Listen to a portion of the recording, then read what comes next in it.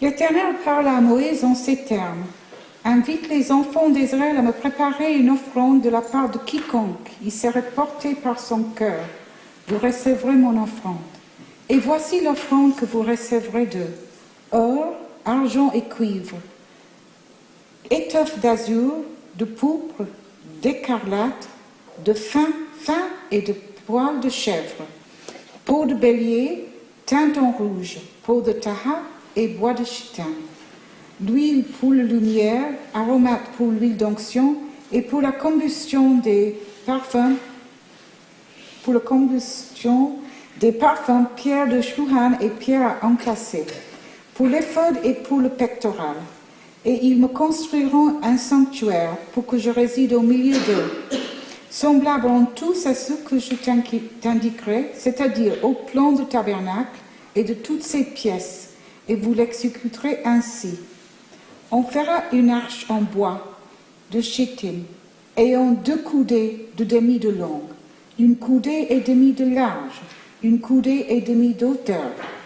Tu la revêtiras d'or pur, intérieurement et extérieurement, et tu l'entoureras d'une corniche d'or.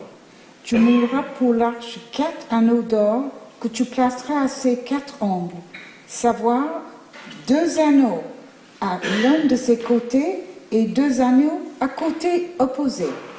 Tu feras des barres de bois de chittim que tu recouvriras d'or. Tu passeras ces barres dans les anneaux, le long des côtés de l'archet, pour qu'elles servent à la portée. Les barres engagées dans les anneaux de l'arche ne doivent point la quitter. Tu déposeras dans l'arche le statut que je te donnerai.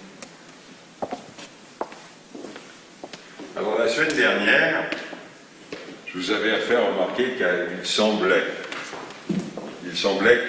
qu'on était descendu d'un cran, parce que la semaine d'avant, on avait lu les 10 commandements, et la semaine dernière, on commence par se poser la question sur le statut des esclaves. Ben, si on était descendu d'un cran la semaine dernière, on est encore descendu d'un autre cran cette semaine, parce qu'il est question de bois, de métal, de pierres précieuses, et on se demande bien ce qui se passe et pourquoi. Et bon, à la fin de la lecture, vous avez compris, c'est pour construire l'arche, et puis le reste du tabernacle. Là où allait se trouver l'arche à l'intérieur du tabernacle, et où Moïse, au lieu de toujours monter sur une montagne, allait pouvoir rentrer dans la tente d'assignation, à côté du tabernacle, et Dieu lui parlera comme il lui avait parlé, enfin il parlera comme il lui parlera, parce qu'il n'est pas encore tout à fait en haut maintenant, comme il lui parlera sur le mont Sinaï. Donc il nous semble descendre, mais dans le fond on ne descend pas si bas, on est prêt de remonter. Et la paracha commence par « Daper el benei Israël vayikrechu teruma » parle aux enfants d'Israël et ils prendront pour moi un prélèvement. Teruma, c'est quelque chose l'arum, qui élève. Donc, c'est pour ça qu'on peut le traduire par prélèvement, parce qu'on lève un impôt, entre guillemets. Mais et kol ish asher yedvenu libo kikehu et terumati. De chacun, selon ce que son cœur le pousse à faire comme offrande, vous prendrez mon prélèvement. Et les commentateurs ont regardé ce texte et ont dit, c'est quand même curieux que dans le même verset, à plusieurs reprises, il est question de terouma, de prélèvement. Mais la première fois, c'est les Hébreux vous prendront ils lèveront une somme dans leur escarcelle, et puis, comme cette somme, elle n'est pas fixée, chacun va la fixer comme il pense devoir le faire, et cela viendra de son cœur au lieu d'être imposé comme un impôt, et à partir du moment où cela viendra de son cœur, alors ce ne sera plus une terouma, un prélèvement anonyme. Le texte dit, Dieu dit, ce sera ma terouma, c'est-à-dire mon prélèvement. Non pas qu'il va y avoir une acquisition ou un accaparement, mais dans le fond, il y a un chemin qui part d'une obligation, qui passe par un acte volontaire, et qui devient à ce moment-là véritablement un don vers l'autre.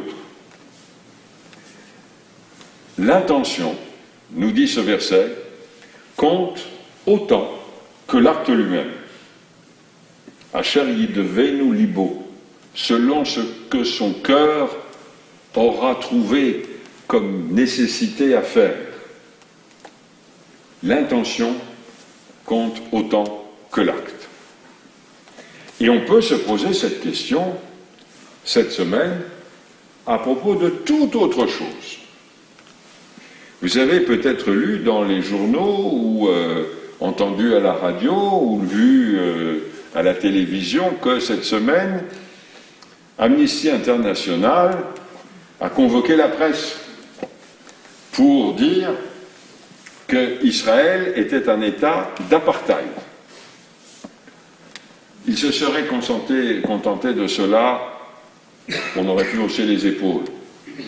Parce que, comment peut-on qualifier d'État d'apartheid un État dans lequel les Arabes ont les mêmes droits et les mêmes devoirs, sauf celui militaire, où on trouve des Arabes israéliens à tous les niveaux de l'administration, y compris au gouvernement, y compris à la Knesset, comme députés, y compris à la Cour suprême d'Israël, où les écoles et les universités sont ouvertes aux uns comme aux autres, et il n'y a pas une rangée pour les Israéliens et une autre rangée pour les Arabes, et où, dans le fond, ils sont soumis aux mêmes lois, sauf sur le plan personnel, parce que là, les Juifs sont dépendants du rabbinat, du grand rabbinat, les musulmans des imams et les chrétiens de leurs différents représentants religieux.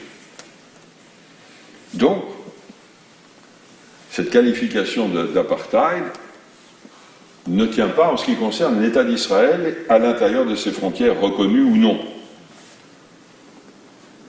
Par contre, il peut y avoir des questions qui se posent concernant ce qui se passe dans les territoires, que je ne vais pas qualifier parce que là aussi il y a débat. Effectivement, dans ces territoires, c'est un lieu de non-droit en quelque sorte, parce que ce n'est pas le droit israélien, mais c'est souvent l'administration israélienne. C'est pas le droit palestinien parce qu'il n'existe pas, mais c'est souvent l'autorité palestinienne. Donc on est dans une situation, dans ces territoires, de grande inconnue quant à quelle est la référence. Et tant qu'Israël, d'une part, n'a pas annexé toute la Cisjordanie, ce qui créerait un problème diplomatique, pour y établir sa loi, on ne peut pas arriver à une conclusion. Et tant que l'autorité palestinienne, d'un côté, qui a repoussé à nouveau des élections libres, n'aura pas pleine autorité sur un territoire donné, on ne peut pas savoir ce qui va se passer. Et dans le territoire de Gaza, on sait ce qui se passe. C'est un territoire dans lequel il y a une autorité, et puis c'est tout. Donc on peut se poser la question, quelle est l'intention? Surtout, lorsque Amnesty International rappelle une face de l'histoire, il dit qu'il y a eu un nettoyage ethnique de la part d'Israël en 1948. C'est vrai que des Palestiniens ont été poussés à partir, expulsés dans certains cas. C'est vrai. Mais que s'est-il passé dans la Cisjordanie? Est-il resté un seul juif en Cisjordanie entre 1948 et 1967? Et les juifs qui habitaient dans les quartiers juifs de Jérusalem entre 1948 et 1967 ont été expulsés, les synagogues détruites et les cimetières profanés. Donc s'il y a eu ce qui pourrait éventuellement être qualifié d'épuration ethnique, et encore c'est faux parce que Aujourd'hui, la population arabe est nombreuse et elle l'était encore plus proportionnellement en 1948 qu'aujourd'hui. On peut parler d'épuration ethnique du côté de la Cisjordanie, comme on peut parler d'épuration ethnique de la part des pays arabes. Où sont les Juifs qui habitaient en Irak depuis le 5e siècle avant notre ère? En Syrie, au Liban. En Égypte, ils ont été expulsés en 1956, pour la plupart d'entre eux. Il en est resté une petite dizaine, vingtaine de Juifs à ce moment-là. En Libye, en Algérie, etc., etc. Donc si on parle d'épuration ethnique, encore faut-il relativiser. Et si on parle du droit des réfugiés au retour, encore faut-il en parler, ou du moins avoir une compensation pour les environ 700 000 Juifs qui ont dû quitter, parce qu'expulsés d'une façon ou d'une autre, qui ont dû quitter les pays arabes. Donc, dans ce rapport, il y avait une tromperie, parce que l'État d'Israël, dans ses frontières reconnues et au-delà, ne peut pas être qualifié d'État apartheid. Et quand on parle d'épuration ethnique et de réfugiés, on ne peut pas parler uniquement des uns, il faut parler des autres. C'est pourquoi on peut se poser la question, quelle est l'intention? De même que pour le don, dans le verset que nous avons vu, on doit déterminer l'intention pour savoir est-ce que c'est un don ou est-ce que c'est quelque chose que l'on se sent obligé de faire, et donc il y a une valeur moindre, même valeur monétaire, même valeur humaine moindre. De même, on doit se poser la question sur la décision d'Amnesty International de qualifier ainsi Israël et de convoquer la presse pour le dire. Alors on a vu d'ici et là des réactions. On a vu en particulier certaines réactions juives qui ont dit « c'est de l'antisémitisme ». Ce n'est pas faux, mais ça n'épuise pas le débat. On ne peut pas parler comme ça, résoudre le problème en disant Amnesty International est antisémite, en conséquence de quoi moi je n'écoute pas ce que Amnesty International dit. Ce qu'il faut, c'est démontrer que les conclusions d'Amnesty International sont inexactes, sont fausses, sont injustifiées. Et que si on parle de certains travers et de certains torts d'un côté, on ne peut pas ignorer le tort de l'autre côté. Le conflit israélo-palestinien, il ne concerne pas qu'Israël, il est israélo-palestinien, il concerne les deux.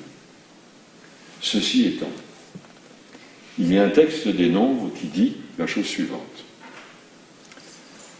Il y aura une même loi, la Ezrach la guerre Asher Bisharecha. Il y aura une même loi pour le citoyen et pour l'étranger qui vit dans tes murs.